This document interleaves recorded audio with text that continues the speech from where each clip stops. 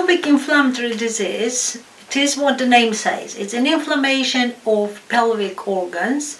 In our case, it's the pelvic genital organs that are caused by infections.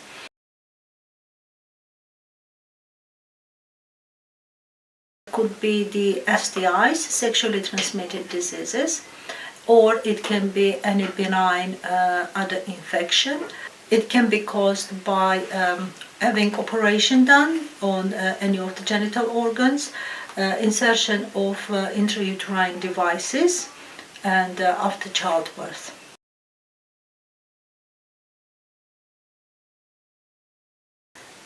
The symptoms of pelvic inflammatory disease can include pain, localized obviously down below in the low abdominal area and in the vaginal area,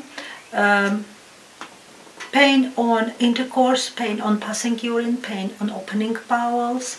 It can cause increase of discharge from vagina. It can cause also severe effects such as systemic unwellness, temperature, septic reactions, again depending on the severity of the cases.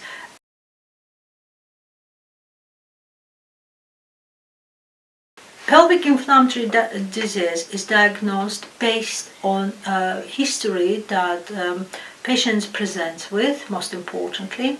There might be additional tests carried out, swabs to identify if there is any trigger of this infection, and if there can be scan performed to identify if there is any damage to the tubes, to the lining of the womb or to the ovaries, or collections inside the abdomen. Very rarely we need to do surgical interventions such as keyhole surgery, laparoscopy, to identify the pus inside the abdomen, test it, and just treat it as well in the same go.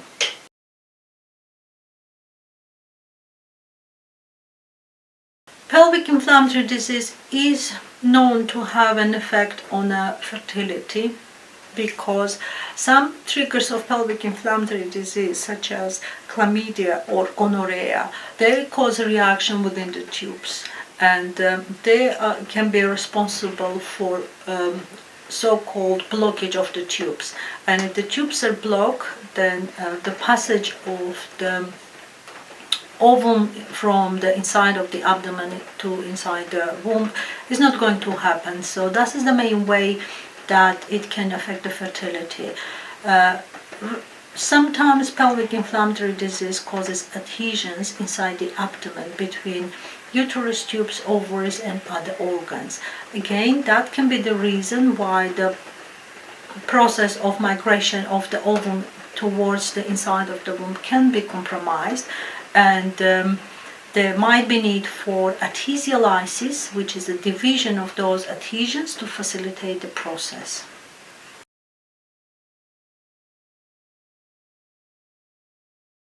Pelvic inflammatory diseases, if they are diagnosed on time and treated properly, in vast majority of cases do not leave long-term consequences. But as I mentioned before, conditions such as, say, chlamydia may go undiagnosed at the time, and it may cause scarring inside the tubes well before the problem of fertility will arise. So the question of past history of chlamydia is very important in identifying problems in getting pregnant.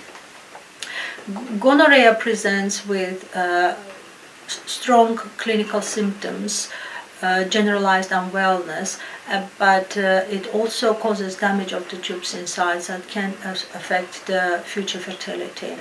So are the internal inflammatory reactions caused by PID. But as I said, if those ones are treated and diagnosed on time, they should not leave any further impact on fertility.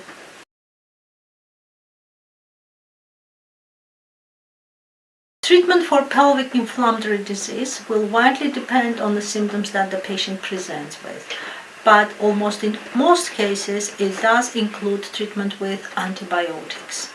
So there are PID protocols in most hospitals and trusts that we just follow. It does include a 2-week take of antibiotics. The commonest ones will be doxycycline and metronidazole. They are taken orally, and in vast majority cases that should be enough. The pain associated with inflammation can be treated with the basic painkillers such as ibuprofen, which is anti-inflammatory as well, or paracetamol. As I've mentioned, sometimes women do require surgery to have it treated fully, and if there are collections inside, pus-containing collections inside, then those ones will need to be drained surgically.